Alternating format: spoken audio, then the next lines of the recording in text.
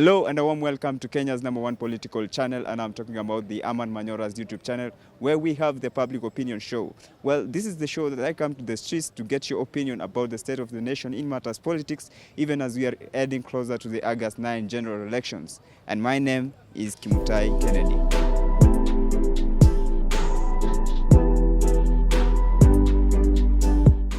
With the final polls that were released recently, it shows that Raila is leading and Ruto is coming second. What is your take on that? I think the pollsters have got it all right this time round, because from the analysis that we have, Raila has been very popular. Even though sometimes back the polls were indicating Ruto was ahead, but with the recent conducted polls, the pollsters have got it for the very first time. They've got it right for the very first time in their kind of analysis, or rather their kind of survey, because Baba leads the most popular coalition, that's Azimio la Umoja. So with this kind of indication, we are seeing that Baba is going to clinch this victory in the first round. On the other hand, DP Ruto is a worthy competitor, and even though the pollsters are not really giving him the kind of strength that he has, he's still giving us a run for the votes. So we do not underestimate this the rival we have between Baba and DP, and we acknowledge the fact that DP William is a force and he's going also to get some votes. Okay, concerning the polls, I think Kenyans were expecting that. The results were like Raila has to lead by now, because Ruto was bagging on two regions, that is Rift Valley and Central. And because Uhuru kept his cool until this last moment when he started campaigning in Central, and also the election, and also the inclusion of Karua in the Azimio team, gave the Raila team some added advantage to take the Central votes, which by now we know the words on the ground that Central is divided 50-50. We expected something like 20-80, 80 for Ruto's team, 20 for Raila's team. But by now, the word on the ground is like it is 50-50. So from that one, Raila's team will have surpassed the Ruto's team in the polls. And I believe the polls is telling the real thing in the Kenyan scene. My take all. Your name first. Kwa majina mimi ni Ronald Mukora from Kisii County, and hapa Nairobi ninakaa Embakasi North constituency, Dandora. Sasa kwa hizo opinion polls zimetolewa, mimi kama memba wa Kenya Kwanza ninaona ni kama ni za uongo. Because kulingana na mimi nikiangalia wale watu tuko nao, tuko na watu wengi na Ruto anajulikana Kenya mzima. Kwa hivyo naona hizo opinion polls kama zitakuwa za ukweli, because wakati wana correct views, they select individuals. Sometimes you can go to individuals who belongs to Azimio, then the outcome is Raila ako mbele kuliko Ruto. But at the times unaweza tembea na ukutane na watu wa Kenya Kwanza, because nimewahi kutana nao vile wana correct those views. Wanapata mtu hapa, wanamuoji, wanaenda huko, wanamuoji, wanaenda huko, wanamuoji in a distance. Kwa hivyo ikienda kama umekutana na watu wa Azimio ni sawa, Raila ataonekana kuwa mbele. But kwa maoni yetu kama sisi Kenya Kwanza tuko mbele. As one of the supporters of the trickle-down economy, which is the economic pillar of Baba, the pollsters posted the right thing. Even we have gone to the ground, interviewing a few of our supporters, and at least, especially I come from Mount Kenya, around Nyeri, and the few people have just interacted with, a number. I think that one is just a representative of the so many people have just interacted with. So the pollsters, it was not all that. Somehow I can just give it a plus or minus 2 in that analysis. And I tend to think the way these people just reflected, I think it is the same way the results will just be. That will be the outcome of the results. That is my take, because I've done it practically. I'm Jeremiah Omondi Masiwa. Yes, as for me, as per the question that you have asked, honestly speaking, kuna hii mambo wanasemaga ni deep state. Hii mambo ya wanasema ati support kutoka huko juu. Sisi hatukubaliani na hiyo story. Sababu ni si mavijana tunajua mzee mwenye tutafautia. Na kusema tu kweli, mzee tutafautia ni William Samoei Ruto. Why? Because huyu jamaa fanya ametupromise na fanya umeona amefanya kuatbreakiwa na Uhuru Kenyatta. Tunasema kwamba huyu jamaa, let's try this man so that tuone kama yeye anaweza tusaidia kama sisi mavijana. Issues that were majorly pointed out on the campaign trails by the two leading politicians, William Ruto and Raila Odinga, was corruption. Do you think that this will feature in the next government? I think the fight against corruption is going to occupy center stage in the next government, because this country has lost a lot of money. They say Kenya loses around more than $500 billion annually due to corruption. So the next government must have this as a priority, to plug maybe this kind of loss and also this kind of graft that has been really denting the financial kind of strength of this country. So even in Baba's government or in DP Ruto's government, we shall see fight against corruption taking a center stage. It's not something that they are going to do a favor for Kenyans, no. This is something that they have to work on. They must work on. It is not a favor that the next government is going to do for Kenyans. It must happen. And I believe in Karua when it comes to corruption. Why? First of all, Karua,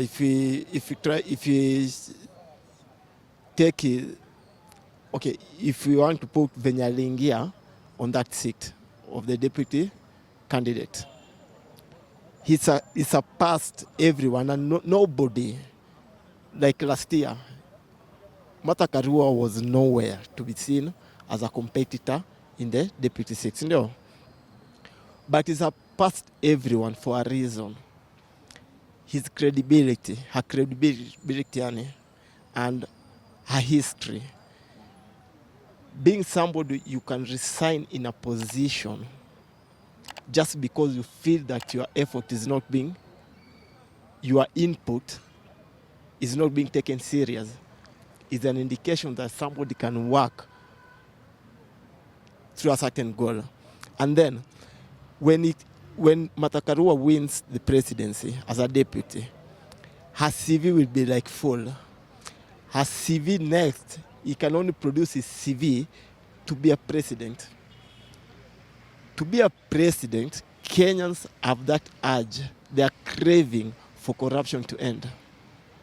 She has to deal with corruption, to fight even politically, to fight her opponents who may vie with her, who may vie against her, comes 2017, whom we know who that is. You see?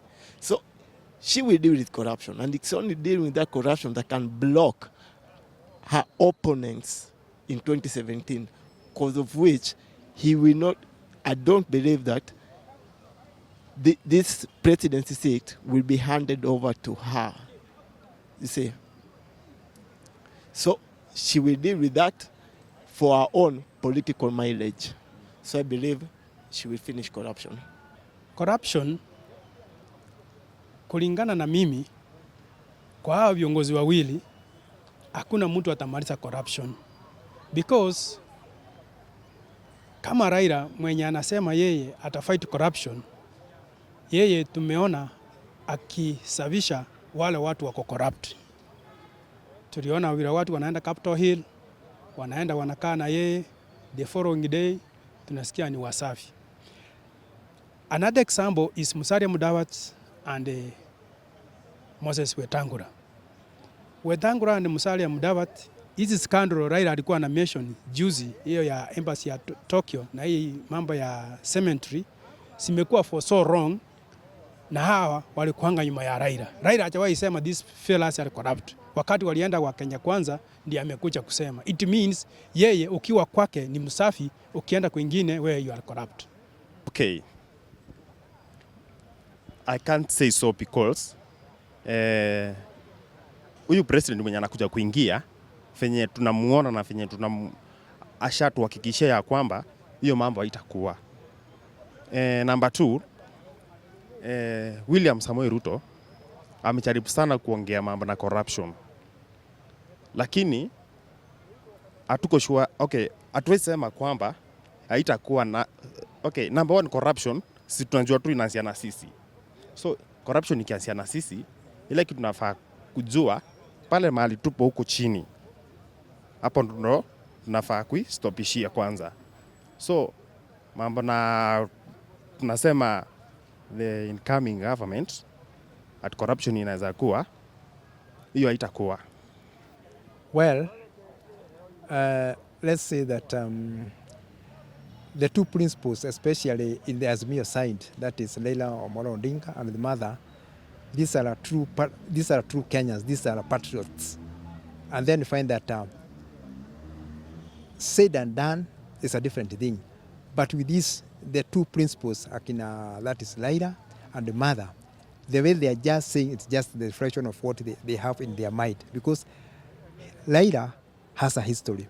Mother Wangari Karua has a history. When they talk that they are going to wipe out these fights of corruption, they are not wrong. They are going to do it. Because Wangari, as I repeat again, Mother Wangari has a history. Raila Odinga has a history. And when they talk that, when they say that they are going to wipe out the fights of corruption, that one I have no doubt they are going to do it. That one with the other signs, we find that Akina Rigathi, even Akina Ruto, we find that with a span of about maybe 10 years, 15 years, he has just been ranked related among the billionaires. Then we just wonder how comes that being a cabinet minister and then being the deputy president, he has acquired all that wealth, meaning that he has just used some other dubious way to acquire that wealth which he has. So when he talks of corruption, that's going to happen to corruption, I tend to think to just come and then smear it. Just come and smear it, and then maybe it reflects another good color than it is. Therefore, I have seen an imani. I don't have trust on the Kenya Kwanza that they're going to wipe out that fight of corruption. But there's that fight of corruption. Uhuru Kenyatta's term coming to an end. How will you remember him? Personally, I do believe Uhuru Kenyatta has been the best performing president in the recent history of maybe presidents in this country, because we shall remember Uhuru for having done the most elaborate infrastructural development. We've seen the superhighway, we've seen the expressway, we've seen the SGR, we've seen very many large infrastructural development. So I'll remember Uhuru for this kind of initiative and also for peace.